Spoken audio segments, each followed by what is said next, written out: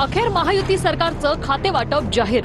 मुख्यमंत्री फडणवीस 5 खात्याचे मंत्री, यामध्ये मुख्यमंत्री, गृहमंत्री, ऊर्जा मंत्री, कायदा मंत्री, माहिती प्रसिद्धी मंत्री, सामान्य प्रशासन हे खातं फडणवीसांकडे, तर उपमुख्यमंत्री शिंदेंकडे 3 खात्यांची धुरा असणार आहे। नगरविकास, गृहनिर्माण, सार्वजनिक बांधकाम खातं, तर अजितदादा हे 2 खात्यांचे मंत्री असणार आहेत। यामध्ये अर्थ नियोजन आणि उत्पादन शुल्क हे खातं असेल। इतर नेत्यांना कोणकोणती खाती मिळाली ती पाहूया।